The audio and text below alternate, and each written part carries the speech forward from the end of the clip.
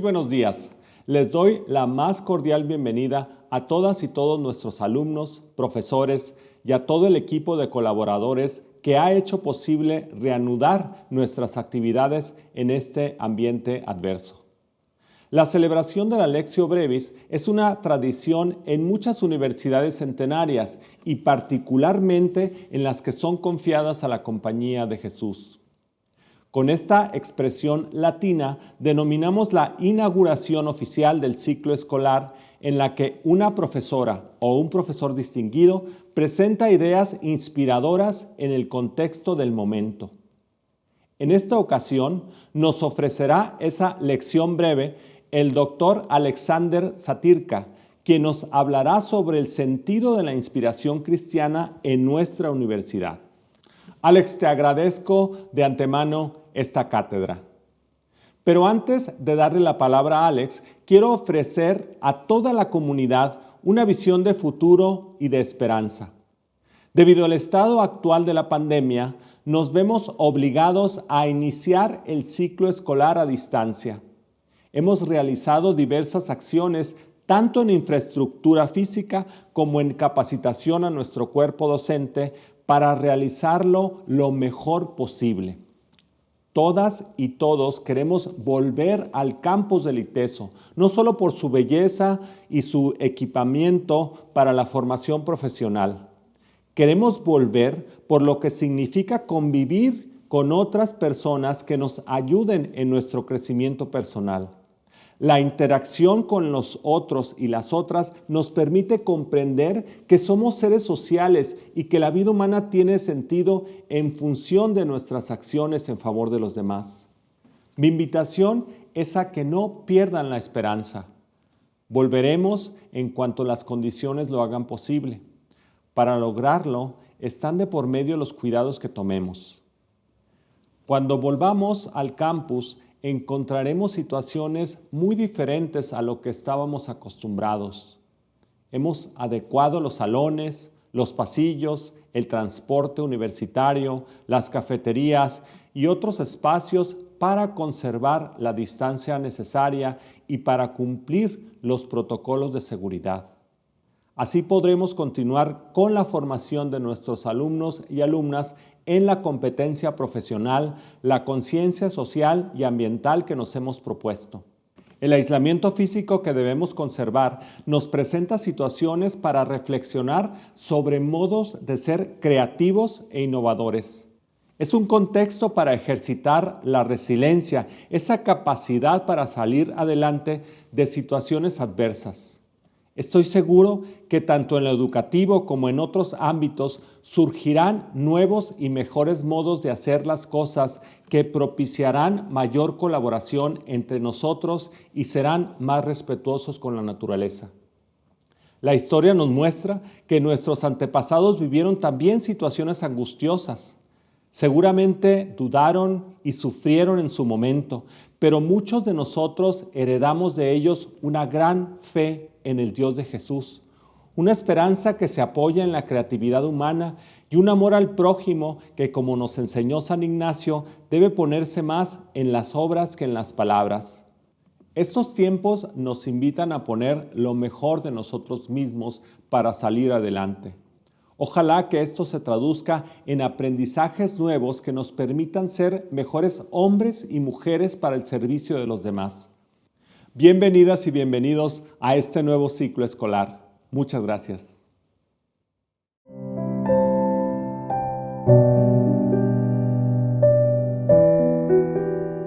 Varias universidades encomendadas a la Compañía de Jesús, incluyendo nuestro ITESO, se manifiestan como de inspiración cristiana.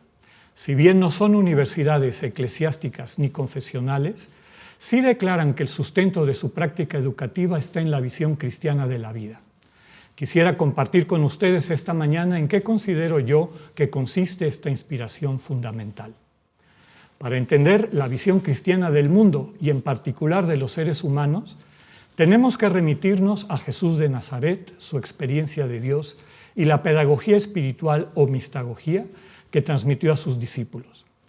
El Señor Jesús experimentó, entendió y testimonió que Dios es un Padre para los hombres y mujeres y que su relación con ellas y ellos es de un amor incondicional, infinito e indiscriminado.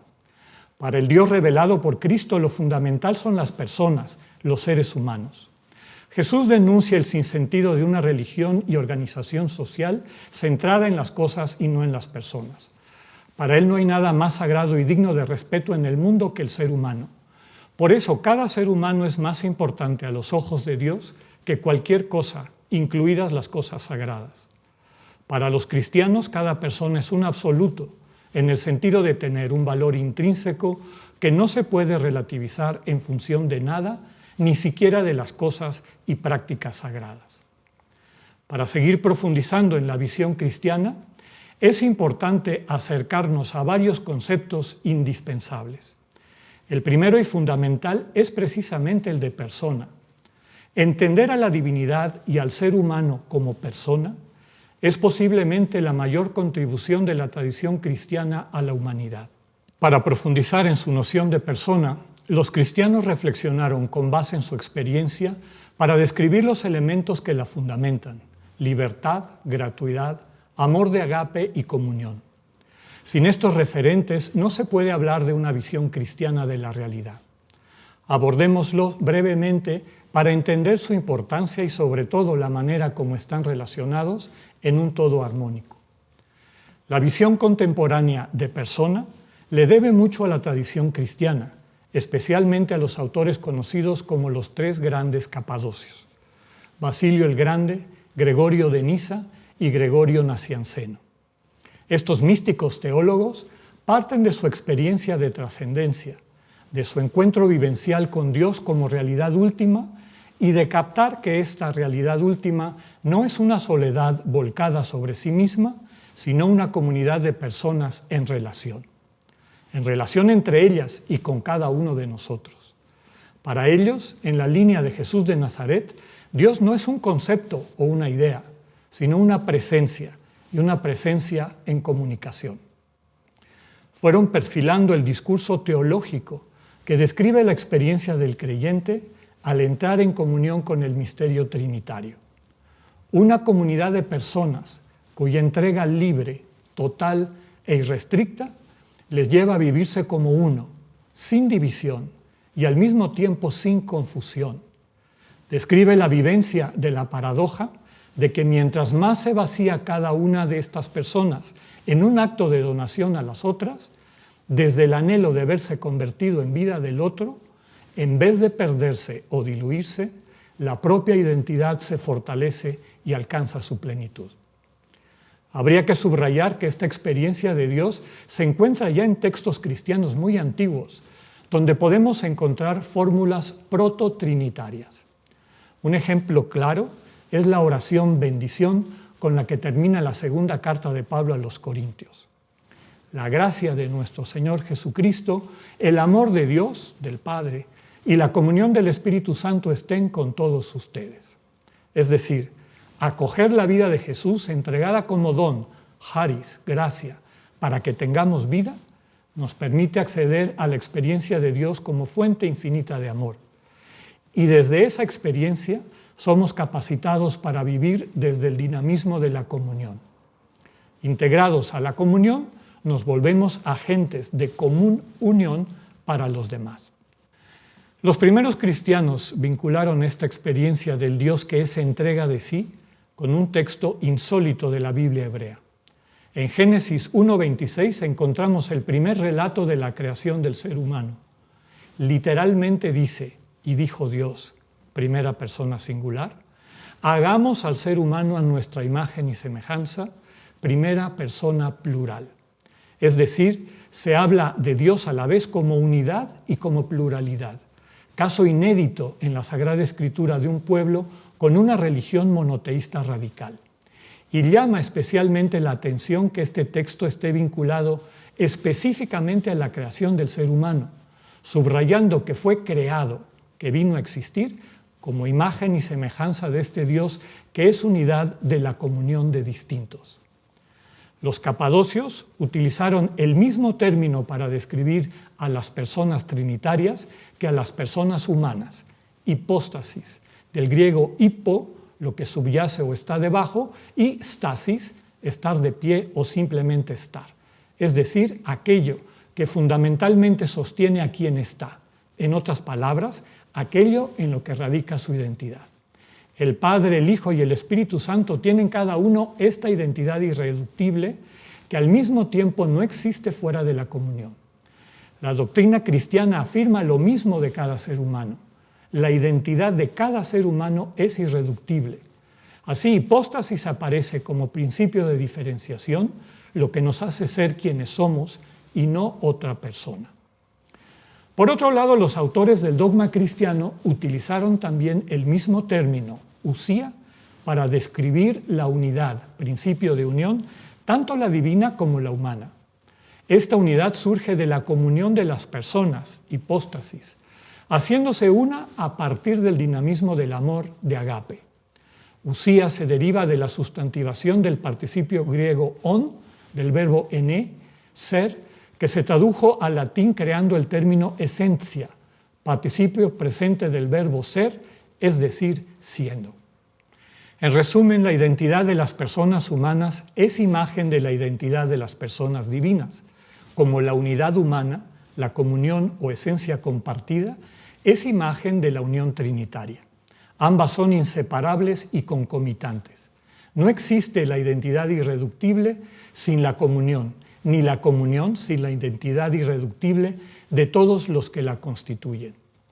De esta explicitación de la experiencia cristiana de Dios y de la plenitud de la vida humana como parte de una común unión, surge una definición sucinta y completa de la persona como una autopresencia, identidad relacional. Es decir, solo se puede ser plenamente persona, plenamente humano, en la medida en que somos parte de una relación de comunión con otras personas. El amor es el vínculo que permite que las personas sean desde la comunión y que en la comunión descubran su condición de personas. Pero no cualquier amor, sino el amor que los cristianos denominaron con el término griego agape.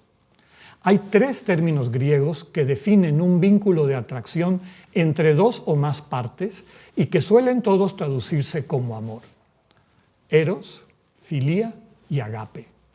La mistagogía, didáctica espiritual cristiana, presenta a los 2 primeros como necesarios para alcanzar el tercero. Son parte de la evolución de la conciencia a través de la cual nos vamos haciendo personas. A diferencia de las personas trinitarias que son increadas, es decir, que son eternas, más allá del ser, del tiempo y el espacio, los seres humanos son personas creadas. Aparecen en el tiempo-espacio y devienen en él, evolucionan o involucionan, ya sea desarrollando o pervirtiendo su capacidad de alcanzar la comunión desde el amor. Es decir, las personas creadas aparecen en la realidad como posibilidad, pero necesitan desarrollarse plenamente para alcanzar todo su potencial. Este desarrollo implica que se apropien de un yo que no tenían, itinerario de individuación, y eventualmente puedan ofrecer ese yo, desapropiándose de él, en relaciones de amor de agape desde la comunión, itinerario de personificación. En este itinerario es fundamental el desarrollo de la conciencia, es decir, la manera como cada persona se percibe a sí misma, se entiende y se vive en relación con la realidad.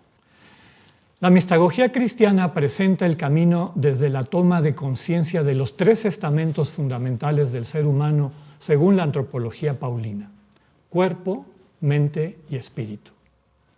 El primer yo que descubre cada individuo es su condición de cuerpo. Despierta las necesidades del cuerpo e identifica su yo con esas necesidades: comer, beber, descansar, protegerse, etc. Es el mundo de la necesidad, donde cobran especial importancia aquellos objetos que pueden remediar nuestras necesidades. El vínculo del yo con sus objetos de necesidad se describe como eros, la experiencia descrita con la frase «lo necesito». Este vínculo está regulado por el instinto, una actitud reactiva, de estímulo-respuesta, donde la libertad es muy limitada o inexistente. Con todo va emergiendo la identidad del yo en un proceso de individuación, de toma de distancia del entorno y de afirmación de la individualidad. Eventualmente despertamos a un nivel de conciencia más rico y gratificante. Descubrimos que no solo se trata de sobrevivir, sino que la vida puede enriquecerse a través de elementos con los que sentimos afinidad. Nos gustan, nos atraen, nos transmiten felicidad. Captamos que la vida puede tener o no calidad, ser gratificante o no. Percibimos que hay objetos que le brindan una especial calidad a nuestra existencia, y esto por encima de otros objetos que nos son indiferentes o que rechazamos. Es el paso del mundo de la necesidad al mundo del deseo. No buscamos estos objetos porque los necesitamos, sino porque al sernos afines le transmiten placer, satisfacción a nuestra vida. El vínculo con los objetos del deseo se describe como filía, la experiencia que podemos describir con la frase «lo quiero». El yo sigue su camino de diferenciación, de individuación, con base en aquello que prefiere porque le transmite calidad a su vida. Se consolida la libertad como capacidad de elegir. Nos vamos haciendo más humanos en la medida en que nuestros deseos cobran mayor importancia que nuestras necesidades. Ya no somos gobernados por el instinto de manera reactiva, sino que desarrollamos estrategias para alcanzar nuestros objetos de deseo. Aparece la actitud proactiva, un horizonte de sentido que nos ayuda a regular la conducta para obtener las metas que deseamos. Mi impresión es que la educación formal se centra en conducir a los individuos al paso de su conciencia instintiva, somática, a una conciencia proactiva, psicológica, a través del ejercicio apropiado de la libertad para optar por aquello que le brinda mayor calidad a nuestra existencia. Este es tal vez el culmen del proceso de individuación, de hacernos individuos. Es un estadio importante, pero no el final en el proceso de alcanzar la plenitud de lo humano. La siguiente etapa del itinerario es tal vez la más importante y difícil.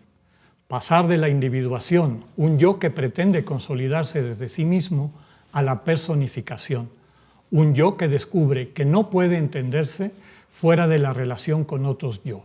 Este nivel de conciencia, la conciencia espiritual o trascendente, inicia cuando la persona capta existencialmente que su identidad es más grande que ella misma, que su yo implica a otras muchas personas que moran en ella, constituyéndola desde su amor, y que ella a su vez ha pasado a ser parte de otros desde su entrega amorosa a ellos.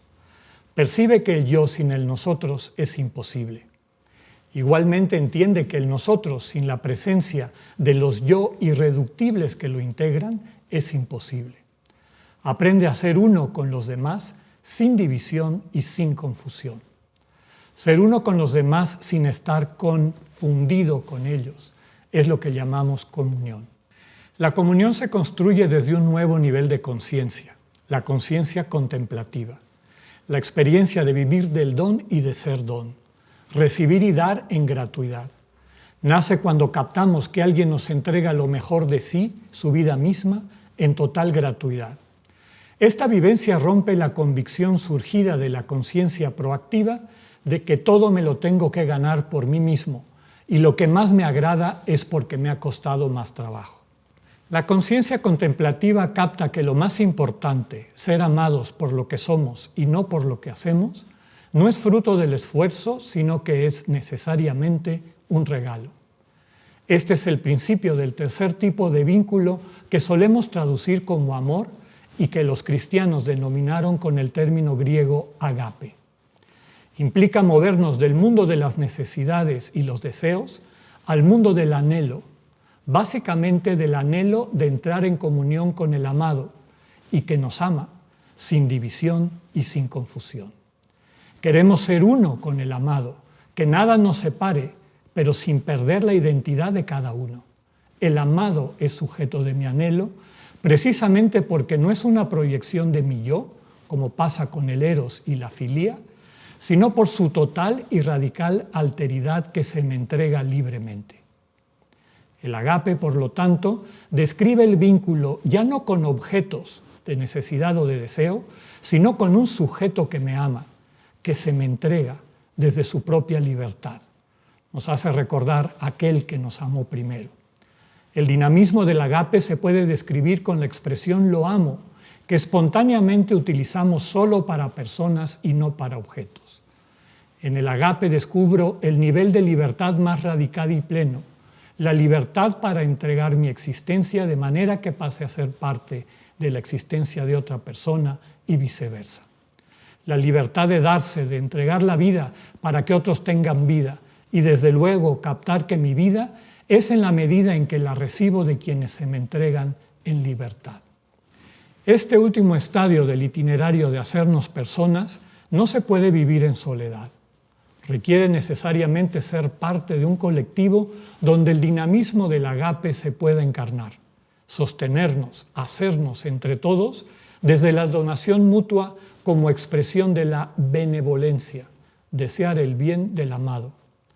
Habiendo recibido la imagen divina como posibilidad, nos vamos asemejando a Dios comunión en el ejercicio de la mutua donación. Una institución educativa que se presente como de inspiración cristiana debe tener este itinerario formativo muy presente. No puede conformarse con facilitar la individuación de sus alumnos, con ayudarles a formarse metas y objetivos y darles elementos para concretarlos de forma proactiva. La educación de inspiración cristiana tiene como intención fundamental facilitar el itinerario de personificación, ayudar a los formandos a captar que su identidad es más grande que ellos mismos, que necesariamente implica a los demás, y esto no como desgracia, sino como oportunidad. Esto implica instituciones y dinámicas institucionales que transmitan de manera ejemplar que lo más importante son las personas y la comunión capacitante entre ellas, y no las cosas ni los procesos que involucran cosas. Que lo fundamental en la vida parte del ejercicio de la gratuidad desde la libertad y no tanto del esfuerzo.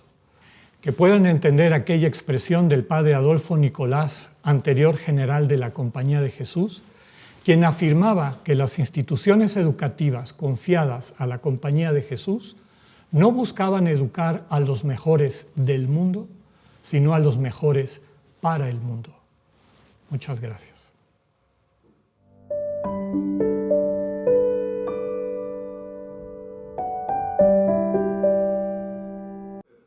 Queridas alumnas, alumnos, profesoras y profesores, les saludo con mucho gusto. Agradezco las reflexiones que nos ha compartido el padre Alex Satirka de la Compañía de Jesús. Lo hago a nombre de toda la comunidad. Con seguridad, estos pensamientos guiarán los momentos en que compartamos nuestros saberes, descubramos nuevas soluciones o aprendamos otras posibilidades de vida, ya sea en las clases, en las labores de investigación o en el servicio a la sociedad. Serán también un recordatorio del sentido más hondo que tiene la universidad, que es acompañarnos a descubrir nuestra capacidad de dar y amar. Agradezco la presencia de todos ustedes en esta Lectio Brevis, que como se dijo al comienzo, es una tradición de las universidades jesuitas que tiene el propósito de orientar las actividades de la comunidad al iniciar el curso escolar. En esta ocasión, el padre Satirka nos ha invitado a convertir a la universidad en un espacio para desarrollar el amor de ágape o universal, el amor desinteresado por los demás, que verdaderamente nos haga libres para descubrir que nuestra identidad es más grande que nosotros mismos. ¿A qué nos sentimos llamados con esta invitación? Me gustaría proponer un marco de respuesta recordando a Jerome Bruner, educador y psicólogo estadounidense, quien se preguntaba acerca de la labor que tendría la educación ante el impresionante avance de las tecnologías, sobre todo las de información y comunicación, gracias a las cuales hoy nos podemos reunir. Bruner decía que aun cuando las tecnologías pudieran resolver casi todos nuestros problemas, la educación tendría 3 labores que realizar, las cuales, en el mismo tenor de las reflexiones que nos ha comunicado el padre Satirka, serían las únicas con la fuerza necesaria para humanizarnos, de manera íntegra y acercarnos a la experiencia de la comunión y el amor. Estas tres labores son descubrir nuevos problemas, apreciar la belleza y ayudar al otro. La primera tarea educativa nos indica que, aun cuando la tecnología siga avanzando de manera acelerada, los seres humanos somos y seremos los únicos capaces de descubrir la ubicación y la magnitud de los problemas que afectan nuestras vidas. En este momento estamos experimentando esta faceta de nuestra humanidad de manera muy dolorosa. Los únicos capaces de descubrir el contenido del COVID-19 y la forma en que afecta la salud de las personas somos los hombres y las mujeres que, por medio de nuestra inteligencia, nuestra sensibilidad y nuestras acciones, podemos alimentar a los instrumentos tecnológicos con la información necesaria para producir la vacuna eficaz y evitar que la enfermedad siga propagándose sin parar. Así pues, la educación tiene la tarea de suscitar en nosotros la inquietud para descubrir los problemas y con ello poder servirnos de las tecnologías para mejorar la vida, no solo de las personas, sino también la vida de este planeta para que pueda ser habitable en el largo plazo. La segunda tarea de la educación es aprender a apreciar la belleza. Creo que Brunner afirma esto porque está convencido de la necesidad de integrar nuestra sensibilidad en la formación, ya que es la única vía que nos permite la exploración de lo más profundo de nuestro corazón, para experimentar ese amor gratuito que nos capacita para responder de una manera personal y poner el saber al servicio de los demás, en especial de los más necesitados. Por último, la tercera tarea de la educación es que aprendamos a apoyar y a cuidar al otro. Las tecnologías serán lo más sofisticado que se quiera, pero nunca podrán escuchar de manera solidaria, acompañar a quien llora por alguna pena, mostrar compasión y, sobre todo, colaborar con los demás para, como lo dicen las orientaciones fundamentales del ITESO, crear formas de convivencia más humanas y más justas.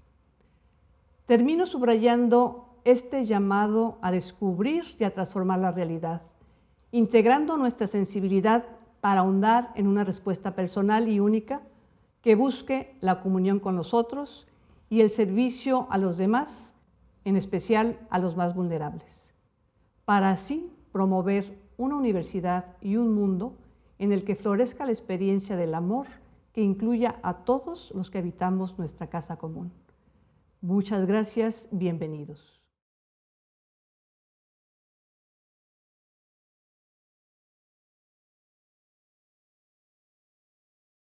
ITESO, libres para transformar. Universidad Jesuita de Guadalajara.